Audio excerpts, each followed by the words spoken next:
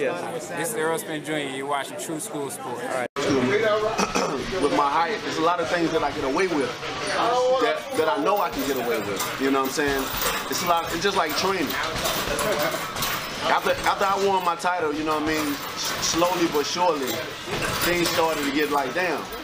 It wasn't to the point where I didn't have to do certain things no more. It was to the point where I felt like I'm going to challenge myself. You know what I mean? Certain things that I didn't do in the gym. You know what I mean? Y'all seen it. I'll come in here and just hit the mitts and spar. And that's it. No running, well, conditioning and stuff, no roll work, none of that, no heavy bag really, no speed bag, no jump rope, no nothing. People don't know this though. That's all I've ever done. Hit the mix and spar, 2 things. Now when you finna get ready to go into a fight or whatever, and most of you guys have camps, usually they camp 8 to 12 weeks. They doing every fucking thing, hitting every bag in the motherfucking gym. I didn't have to do that.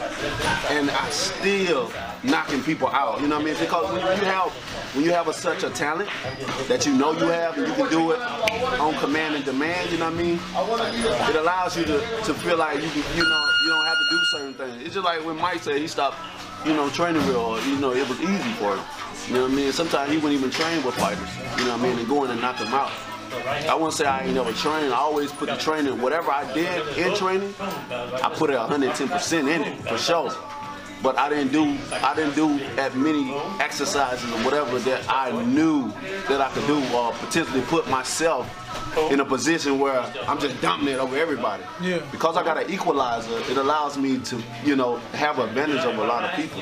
So with that being said, I kind of lacked off on a lot of things because I knew I had the equalizer. I knew that one punch with me is over.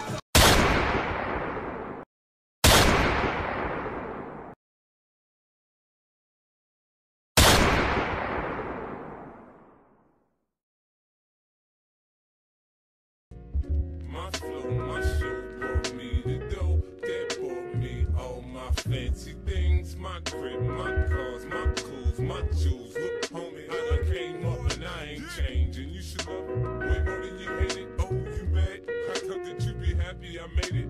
Hey, what's going on? It's your boy BT, and I came here to talk some boxing with the thousands of True School Sports subscribers. Now, where's my brethren all around the world watching this video? Hope you're having a great day today as you're tuning in. Make sure you do yourself a damn favor and hit that subscribe button, and surely you will not be disappointed. Now, let's get into Deontay Wilder because he did a number of interviews and there's a lot of footage that came out from his camp as he's now back in camp for the Dominic Breazeale fight on May the 18th. He's in camp in Alabama. The Boxing Voice was there, so big shout out to the Boxing Voice, getting a lot of good exclusive stuff with Deontay Wilder. Interesting stuff. Deontay Wilder stated in the interview that at the age of 33, 40 fights and some change in the game, all these title defenses in, that all of a sudden he wants to go back to basics. And he's understanding and he's realizing that he's gotten away with a lot in his career. You guys heard the audio in the beginning of the video. He's gotten away with a lot, and we as boxing fans know that. We know that Wilder gets away with a lot. He's not as sloppy as he was in his first couple title defenses. He's gotten this much better fundamentally over time, but he has improved, but he wants to improve even more. So he was talking about in this video about how all he would do is hit mitts and spar, and he talked about how he never ran. He talked about how he never did road work, never ran miles, never hit the speed bag, never jumped rope. The traditional boxing exercises that you're supposed to do, the exercises that a lot of fighters do. He never did them, and he got away with it because he was so gifted and he was so athletic. And fair play to Wilder. In terms of athleticism and athletic ability, this guy is amazing. He's probably the most athletic heavyweight in the division, I would say, even more than Anthony Joshua. And that's what frustrates me sometimes when I watch him fight, is that maybe he hasn't taken all of his athletic gifts and fully honed in on them. So it looks like now, from what I can see, and this is my opinion, you can love me or you can hate me, I'm just giving Daniel with some boxing posters behind. I like boxing. But this is my opinion, okay? Deontay Wilder had a very sharp learning curve when he came into the world of boxing.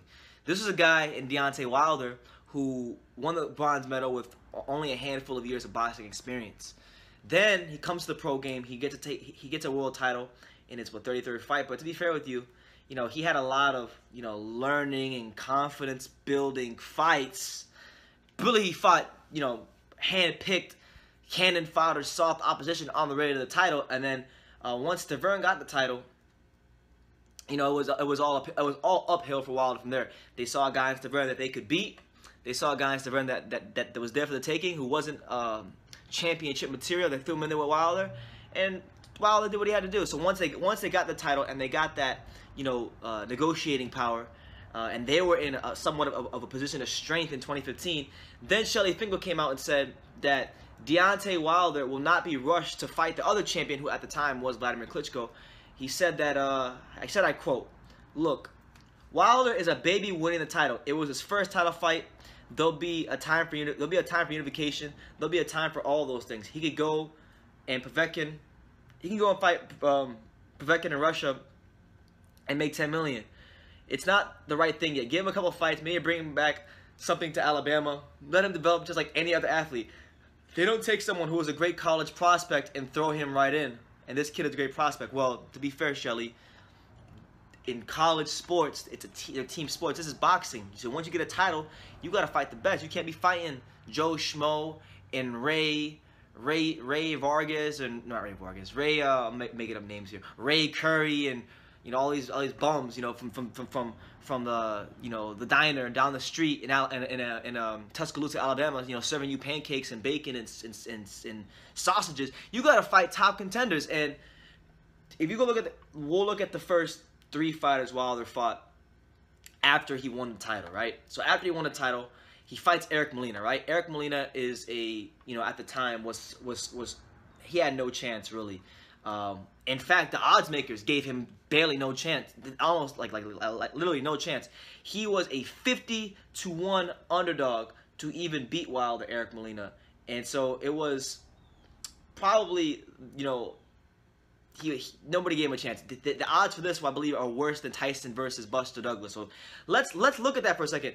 Mike Tyson, when he lost the undisputed title to Buster Douglas, I believe the odds were around 42-1. This was worse than that, 50-1. So very, very lopsided matchup. To Molina's credit, he gave a great account of himself. He hurt Wilder and really challenged him. Probably gave the best performance of his career that night. And his value went up, and he got a couple more big paydays after that, decent paydays after that. So yeah, Molina. That was a fight for Wilder and what he needed to learn, right? So then after that, he fights Johann Duhaupas, who at the time, Johann Duhaupas, this was, to most of us here in America, he was a relative unknown. We didn't know who Duhaupas was, unless you were like someone like Mr. Boxing today, who is really up in your heavyweights. This is a guy in Duhaupas who, in his last 2 fights before this, he had lost to Erkin Temper. He had went life and death in a majority decision with Manuel Char. So that was his level. We had known his level, And Duhaupas, would later go on to get some decent wins. He beat he stopped Robert Helenius and took his O a couple fights after that. So he's not a horrible fighter, but these were clearly learning fights for Wilder. And then Artur Szpilka, a step up in opposition. Artur Szpilka was definitely a step up in opposition, and we saw it on the night. He was getting clinically outboxed, and at times Artur Szpilka's defense was so good against Wilder that the man looked like he was Roy Jones or something. with his hands behind his back and doing this, and he was outboxing Wilder for a lot of parts of that fight. So I say that to say this. Okay, I say that to say this.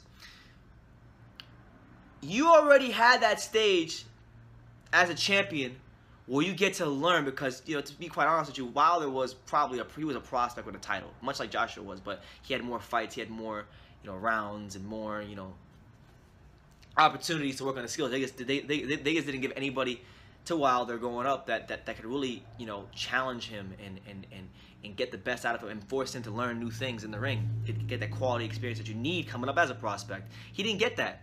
Which is why I think when he fought Tyson Fury and had a hurt in the 12th round, he didn't know how to finish him, because when he was a prospect, they had him in there with bums and guys who were not bums. I don't want to call fighters bums, but guys who were hand-picked opposition. And he never learned how to go to the body and come up top. Because if he had learned, if he knew that coming up as a prospect, I believe that the Fury outcome would have been a lot different. But because he only knew how to go for the head and he got away with it so often, it cost him in that fight. But what I'm saying is he's already been afforded a chance that most fighters don't even get, because let's have it right. when you get a title in boxing, when you get a world title of any sort in boxing, you got to fight, top level opposition. And Wilder, for his first 2 or 3 fights, he got to fight fighters who were made for him, tailor-made opposition, guys that you could learn things from. So you've already had that learning stage of your career. So when I hear you say this, and you just fought, you're coming out the toughest year of your career when you fight the 2 best fighters you ever fought in Louis Ortiz and Tyson Fury. Both guys, 2 sound fighters, 2 sound boxers. When I hear that from Wilder, I think to myself this: he knows he's been exposed. He knows his boxing skills, they don't match up. They're not up to par with the likes of Tyson Fury.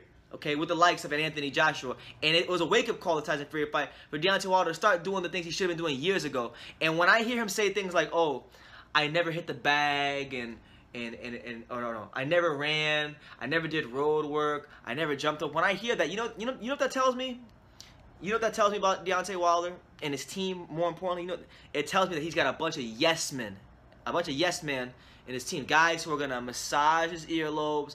Guys who aren't going to push him to that ultimate limit that he needs to be the best version of himself as a fighter. Because, look, I wasn't even a pro fighter. But I've been around gyms across all of America. I've been in gyms in L.A., New York, here in South Florida. And I can tell you, the one commonality in all those gyms is when you're training and you're boxing, okay, your coach, whoever it is, I don't give a shit if it's a male or female coach. Your coach is telling you to make sure you're running your miles. Your coach is telling you to jump rope. Your coach is telling you to, do your road work and all that stuff. So the fact that Wilder never did these things, and now he wants to do them, one, it tells me that it really says a lot about the opposition he fought coming up.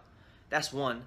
Two, it shows me that he has a bunch of yes men on his team. And 3, could it work out for him? Maybe it could, because Wilder's an athletic specimen. He's not a shitty boxer. He can fight. He's a top level heavyweight. He's one of the top 3 best heavyweights in the world. The most dangerous one-punch knockout artist in the world of boxing. So we don't take that from Deontay Wilder. What we call a spade, and we look at it for what it is. The guy has had a wake-up call with Tyson Fury. The guy needs to really, I don't even know if I can take what he's saying seriously, because what the hell were you doing when you were fighting, Gerald Washington and Areola and Molina and all these guys? These guys that were such overmatched, handpicked opposition. Like, what was that for? Because you're whatever Shelly Finkel is, Shelly Finkel, his manager, is talking about, oh, he's a baby. We're not going to rush him. He needs to learn. He needs to grow. So if you didn't learn and grow when your manager said you didn't learn or grow, then why are you trying to do that now? You're going to be 34 years old. Can a fighter make some subtle adjustments? Yeah, Wilder can make some subtle adjustments. But like I've said many times, and I'll say it again right now, once you bake a cake, it's a damn cake. And what that means is Wilder has had over 40 fights in the professional ranks of boxing. Okay? If he hasn't learned how to control range, if he hasn't learned how to go to the body, if he hasn't learned to do his road work in the, running his miles, hitting the bag and jumping rope when he's in the gym, doing those things that every great fighter throughout the course history has done, because it helps your endurance, it helps you fight, it helps you in those later rounds. If he hasn't done those things, all right, if he hasn't done those things, then, and he's doing them now, it just tells me that he knows that he's not up to par with Joshua and Fury, and he knows he needs to get that extra bit out of him. And I wish him the best. I hope sincerely that he can improve and he can make some adjustments and he can refine his style at this stage of his career. But I have my doubts about it, and I'll just leave it at that. Once you bake a cake, it's a damn cake. And Deontay Wilder, we have to look at his early reign as champion. At least his first 5, pretty much. We had to look at his entire title reign up until the Luis Ortiz fight as a waste of time, as a big waste of time, and that he ducked Vladimir Klitschko, because I know there was a small window to make that fight happen, because I know Klitschko was going to fight Brian Jennings in their negotiations for that fight once Wilder won the title. But what I'm saying is this, man. What I'm saying is this.